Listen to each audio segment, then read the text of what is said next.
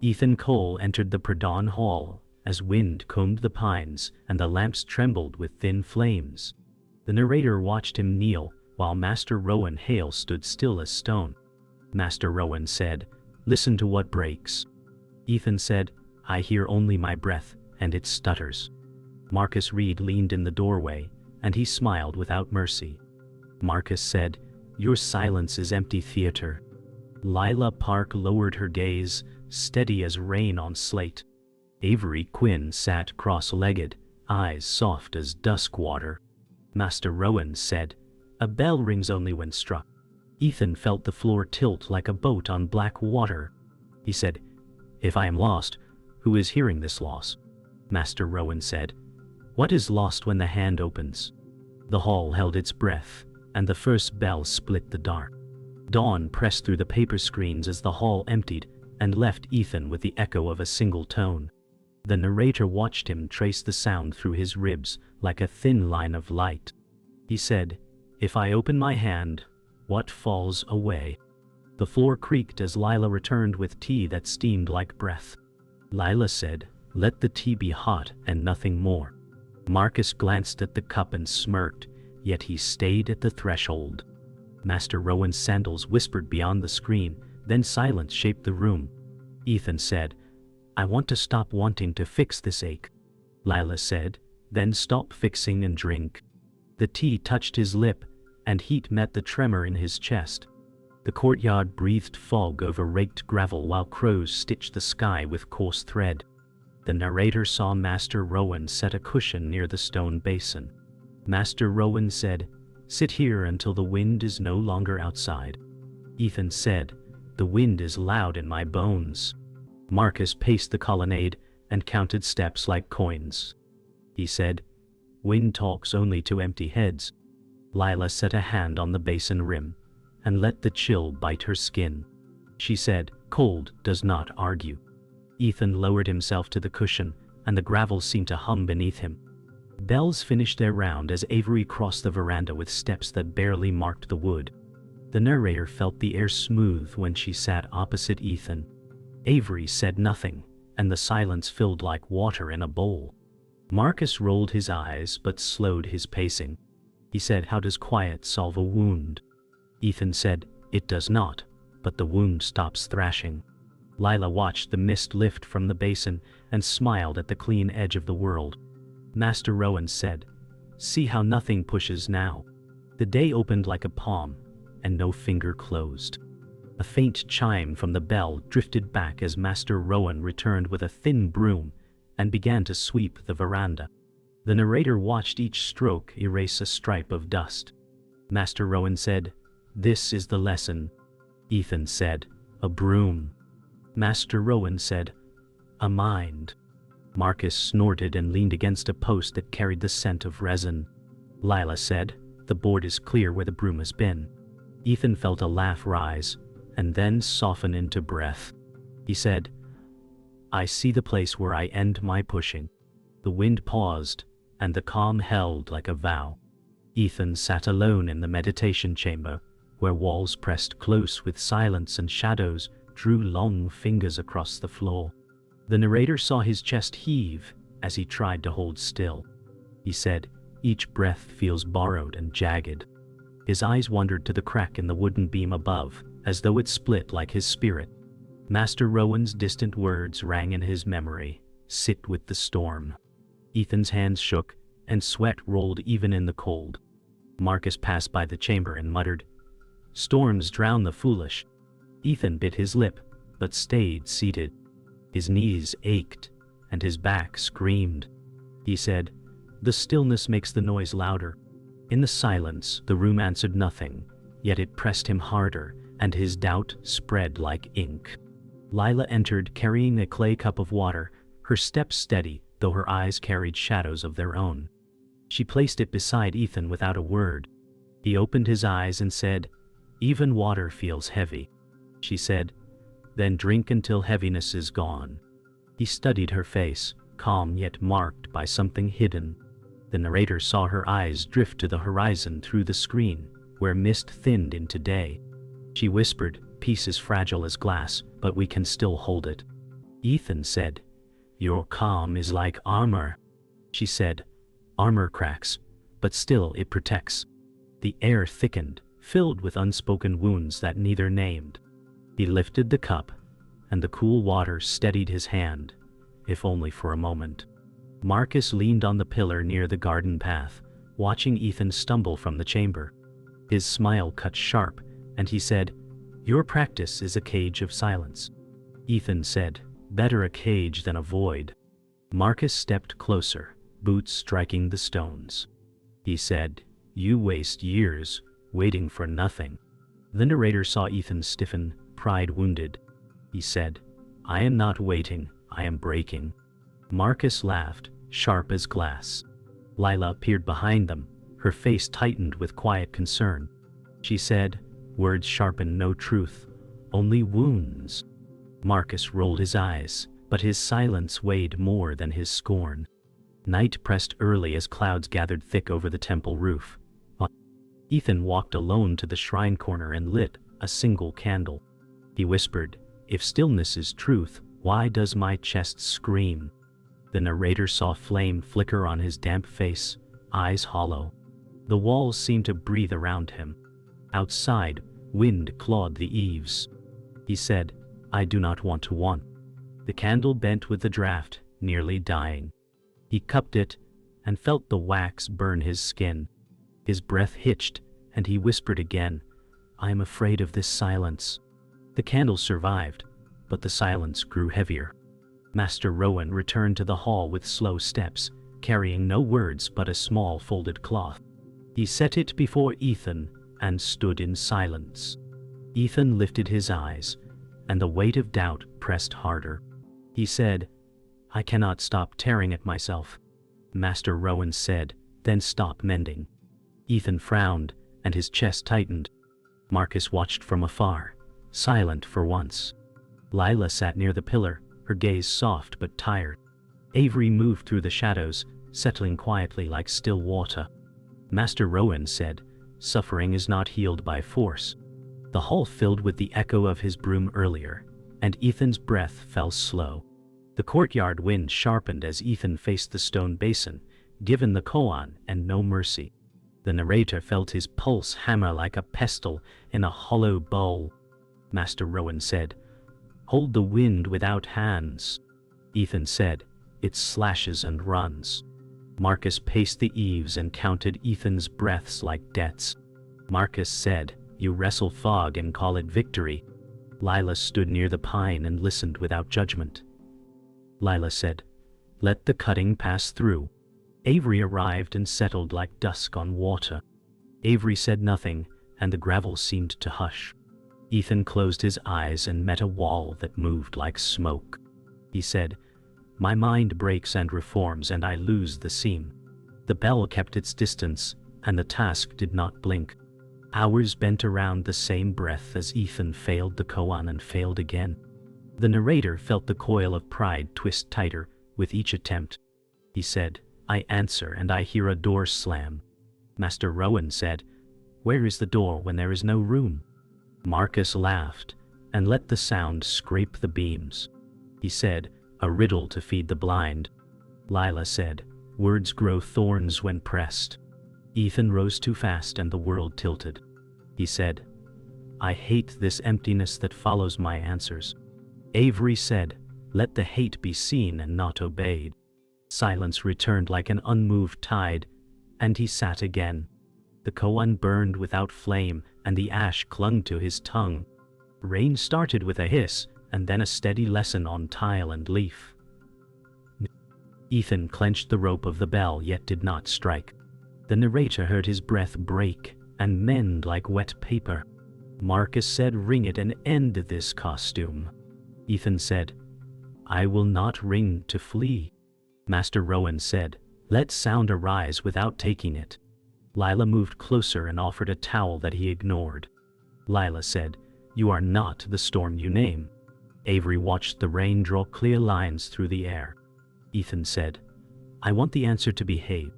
The bell waited, and rain kept teaching in one long sentence. The task deepened, and the day dimmed at the edges. The rain cleared, and steam rose from the wood like lifted ghosts. Ethan's chest throbbed with effort that proved nothing. The narrator felt his shame harden into anger. Marcus said, "Call it off and keep your pride alive." Ethan said, "Pride already eats my sleep." Master Rowan said, "Let what eats you finish its meal." Lila winced at the sting of those words and held her silence. Avery said, "What remains will not fear teeth." Ethan sat again and met a snarl that was only his name. He said, "I cannot move past the mirror that lies." Master Rowan did not nod, and the mirror lost its power for a breath. The breath fled, and the mirror returned brighter than before. Twilight gathered like ink at the lip of the world as Ethan faced the basin one more time. The narrator watched his shoulders drop the weight of argument. Master Rowan said, "Break and see what holds." Ethan said, "I'm afraid of the pieces." Marcus muttered, "Pieces are all you ever had." Lila said, "Hold the bowl and not the story of its cracks." Avery breathed, and the evening matched her pace. Ethan let the rope hang and listened to the not yet of the bell. He said, "I release the answer that keeps returning."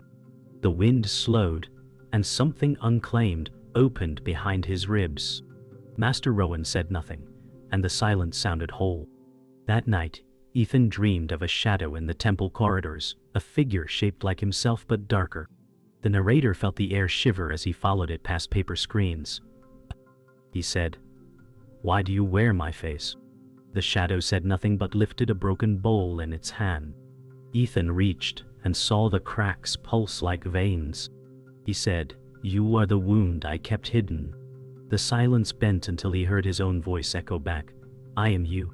He stumbled and woke on the tatami, sweat beading his brow, breath harsh as a drum. Outside, dawn broke through mist and the world smelled of pine. The dream clung to him like wet cloth, whispering that his past was not gone but waiting to be faced. In the garden path, a stranger appeared, clothed in patched garments that shifted like smoke. The narrator saw Ethan pause, unsure if the figure was real. The stranger said, "Chase answers and they vanish." Ethan said, "Then what remains?" The stranger said, "The question that refuses to leave." Marcus sneered and said, "A ghost talking riddles." Lila said, "Truth sometimes wears rags." The stranger laughed like wind in dry grass. Ethan felt his skin crawl and his chest ease at the same time. He reached out, but the figure already began to fade. Avery whispered, "Do not cling to what cannot stay." The path returned to silence, but Ethan felt shaken, as though his bones had been rearranged by a whisper. Later that afternoon, Lila sat with Ethan by the basin and spoke of her scars. The narrator saw her hands tremble as she unwrapped a cloth. She said, "Even peace has teeth, and it bit me once." Ethan said, "You hide it behind calm." She said, "Calm is not hiding, it is living with it." He looked at the faint burn mark on her arm, eyes filling with quiet pain. Marcus lingered nearby, unsettled, though he masked it with silence. Avery said softly, "Wounds are teachers that refuse to leave." Ethan said, "If you carry scars, then perhaps my breaking is not a failure." Lila smiled faintly, though her eyes carried rain. Master Rowan gathered the disciples in the hall, and his voice cut through the stillness. He said, "Your suffering is not born from failure, but from the hand that clings." Ethan felt the words strike deeper than the bell. He said, "It was never the meditation I failed, but my need for it to be perfect." Marcus's mouth tightened, as if the truth reached him too. Lila lowered her gaze, her scar hidden once more. Avery said, "Perfection is the mask that blinds the eye." Ethan's shoulders eased, and his breath no longer fought him. The hall grew wide, as if its walls had fallen. The narrator felt the weight of illusion peel away like old bough. Ethan walked outside as twilight spread, his mind alive with the teacher's words. He said, "Perfection is the cage I built." He reached the edge of the pond and saw his reflection ripple. The narrator felt the air shift as he let the thought go. Marcus joined him and for once spoke softly. "Maybe I mocked because I feared it too." Ethan turned, surprised, but said nothing. Lila stood near the willow, her presence quiet comfort. Avery whispered, "When illusions drop, the truth stands alone." Ethan closed his eyes, and the sound of water became enough. Twilight folded the temple in calm blue, and the silence carried peace instead of weight. Midnight wrapped the temple in silence while Ethan knelt alone, his body trembling as if gravity had grown heavier. The narrator felt despair press on him until it broke like a flood. He whispered, "I am nothing but failure." His palms struck the floor, echoing in the hall. Marcus appeared in the doorway, and for once did not speak, only stared at a man unraveling. Lila came near and said, "Even in breaking, there is breath." Ethan said, "I cannot carry myself any more." Master Rowan entered quietly, his eyes still as stone. He said, "Then stop carrying." Ethan collapsed forward, his sobs raw and unguarded. The hall did not move to comfort him, yet it seemed to cradle him in silence. The silence thickened into a living thing, pressing around Ethan like the night itself. The narrator heard his breath catch, then slow as exhaustion replaced grief. Marcus whispered, "Even storms end," his tone softer than ever before. Lila laid her hand lightly on the mat, but not on him. Avery entered and settled quietly, her presence steady as a candle. Ethan whispered, "If I release everything, will there be anything left?" Master Rowan said, "Release and see." The room seemed to widen, the weight thinning like mist at dawn. Ethan let his arms fall open and breathed with nothing to resist. First hint of dawn touched the screens, thin blue edging into the darkness. Ethan sat upright again, hollow but lighter. The narrator felt the shift like a stone falling from his chest. He whispered, "I am empty." Master Rowan said, "Then you are ready." Marcus leaned back against the post, unsettled by the gentleness of the air. Lila smiled faintly, her shoulders easing. Avery said, "Emptiness is not loss, it is space." Ethan closed his eyes and let the silence breathe through him. For the first time, the silence did not accuse him, it soothed. The hall glowed with the new day, and everything seemed washed clean. The wind outside carried a low murmur, as if even the trees bowed. Ethan felt a sudden wave of calm wash over him. He said, "I surrender, I do not fight this anymore." Marcus said nothing, his eyes drawn to Ethan as if seeing him anew. Lila said, "The storm leaves when it is no longer fed." Avery whispered, "Peace is not found, it is revealed." Master Rowan nodded once, a gesture of approval without flourish. The narrator saw Ethan's face loosen into something unfamiliar yet true. The tension that had bound him seemed to dissolve into the air. Ethan stepped into the courtyard where the air was fresh and alive. The narrator felt his heart match the rhythm of cicadas beginning their song. He whispered, "The truth was always here." Marcus joined him with silence instead of mockery. Lila bowed her head slightly, a smile almost hidden. "Avery," said awakening, "is only the start." Master Rowan remained by the hall, eyes steady but kind. The courtyard seemed to glow with quiet life, every stone and leaf shimmering with clarity. Ethan felt no need to search anymore. He let the moment be enough. Morning spread gold over the temple roofs as Ethan stepped into the courtyard, his breath light and steady. The narrator felt no tension in his frame, only quiet rhythm. He whispered, "I walk without chains." Marcus leaned against the gate, watching him with an expression that carried both doubt and curiosity. Marcus said, "You look as if you lost something important." Ethan smiled faintly and said, "Yes, the weight I carried." Lila approached with a bundle of herbs and said, "Peace is easier to share when it grows inside." Avery stood nearby, her eyes bright as the day itself. Master Rowan swept the veranda, saying nothing, yet the silence felt like approval. Ethan sat on the steps with Lila, watching the garden stir with cicadas and dew.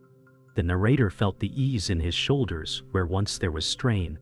Lila said, "Your silence feels different now." Ethan said, "It no longer argues." She smiled softly, her scar hidden beneath her sleeve. Marcus paced in the distance, his steps slower than before.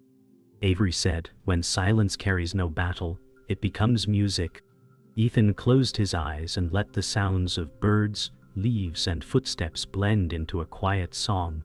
For the first time, his breath moved with the world, rather than against it.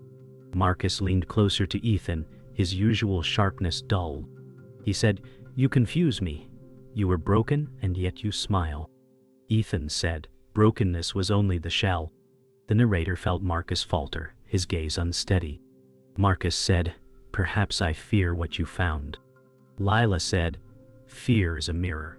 Look until it clears." Avery watched quietly, her eyes reflecting the stillness of the pond nearby. Master Rowan said, "The path cannot be mocked when it is walked." Ethan smiled, not in triumph, but in ease. The air felt lighter, as though even Marcus carried less weight for a moment. Master Rowan walked slowly through the courtyard, his broom in hand, sweeping without urgency. The narrator felt each stroke echo like a heartbeat. Ethan watched him and said, "You never needed to speak for me to learn." Master Rowan said, "Words only point, silence reveals."